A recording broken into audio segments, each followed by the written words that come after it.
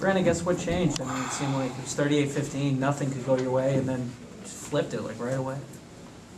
Well, I think, it's a funny game in that respect, and nobody anticipated what happened. It's kind of exactly what they did to DePaul. They run really good stuff, and they've got good players. They're small and quick, and they were quicker to the ball in the first half. And they were getting a ton of offense. I think they had 12 offensive rebounds in the first half. They were making shots. They were getting 50-50 balls and then converting them. And it was very frustrating 20 minutes for all of us.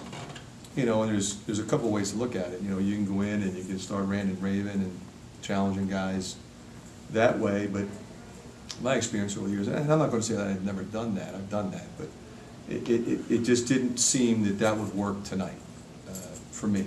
I felt like we were tight, we were doubting ourselves a little bit. I thought we weren't making plays, and we weren't running our break. We weren't executing on offense. We were breaking down on defense. All the stuff that we knew we had to do, we didn't do. So we just challenged them to a man. And I didn't speak to them any louder than I'm speaking to you right now. And I just, this is what we need to do. We broke it down on offense, we broke it down on defense, we broke down press, personnel, and let's go do it. And, I think our ball started the second half, that was big time. We were able to score, get a steal, score again. And at that point, I thought the crowd was a major factor in the game. And in terms of our energy level, rattled them a little bit, from a while to score, and we really defended in the second half because they run really good stuff. I mean, I've been doing this a while, and they run stuff that works, and it gets their key personnel shots. It gets them in positions where they can score, and we took them out of that, and they had to make tougher shots. You finally were able to get the threes going in the second half too. I think you missed your first 6 or 7 or something, and then Oglesby hit and McCabe. And you just knew that Oglesby and McCabe were going to hit. I mean, they're going to miss some, but they're just good shooters. Good shooters are going to make shots. But what we were able to do, Scott, is we got the ball to the baseline, we got the ball to the high post. In the first half, it was side to side, only on the perimeter, and they're quick and they close out very well with great intensity. And they sometimes close out so quickly, you don't look inside, you don't see that guy that's open. We had open people inside in the first half a lot, but we didn't get them the ball. So in the second half, we got the ball to the high post, it sucked the defense in, and we got really good looks. How big do you think this game is, Coach, for Oglesby? Because I think he was like 1 for 12 or 13 when he hit that first one, and he made 3 more after that. The thing about Josh, Rick, is he doesn't really seem to get down or up. It's kind of just who he is. But what he did do is really smart. He got in and got shots up. And he shot a ton and was drilling it. He was 7 for 9 in practice yesterday. So I felt very comfortable. I went to him early. And I went back to him when he didn't hit shots. But the thing for him that is so important to me, he was guarding their best offensive player. Did a great job on him. And then just when everybody in the building thought he was going to shoot it, he makes a great pass to Devin Marble into the basket. Josh Oglesby's a player.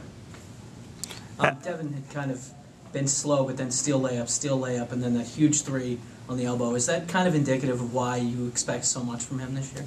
He has the perfect demeanor to play this game. He was struggling at first, turning 4 turnovers, driving into packs of people, missing shots he normally makes, but this doesn't faze him.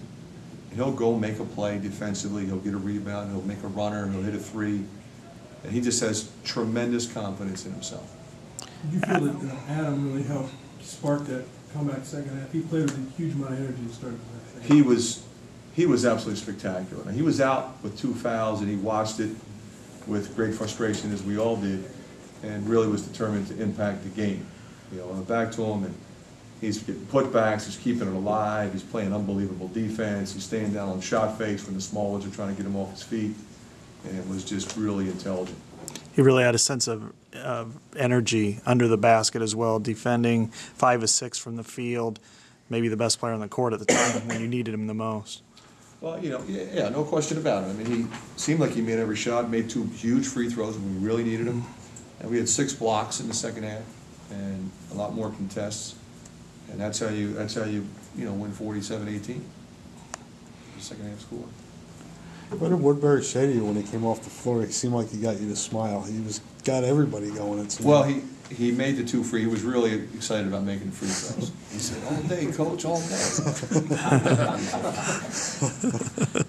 As you guys get ready to head to Cancun, how important was this to sort of test their resolve, get a challenge like Oh, this? I think it's absolutely critical, because you know, this won't be the last time it's tested. It's going to be tested almost every game, and you have to be able to prove that you can come back.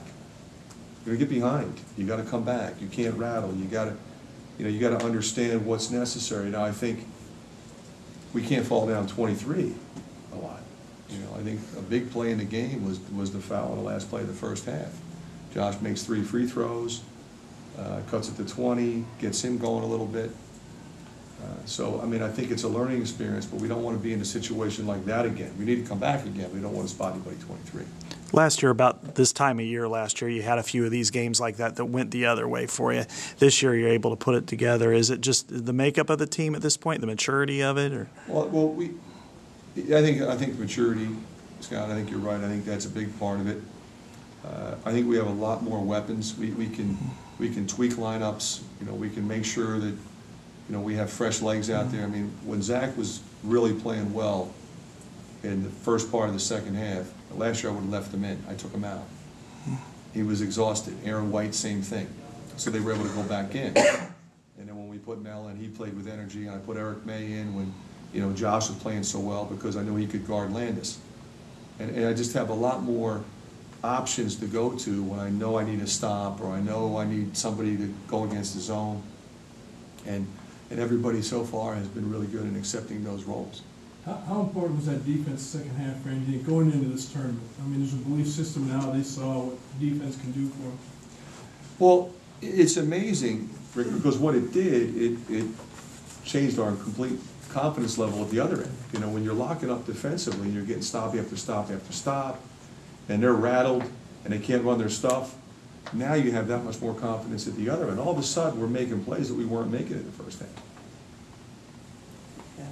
Thanks, everyone. In Western Kentucky, you're playing. That was one of the remarkable stories last year. They changed the coach and got in the NCAA tournament, and have built some momentum from that going into the game with you. Western Kentucky is one of the winningest programs in college basketball history. They were in the tournament last year. I mean, they've got really good players. They're athletic, and we'll be ready for them. We'll have to be.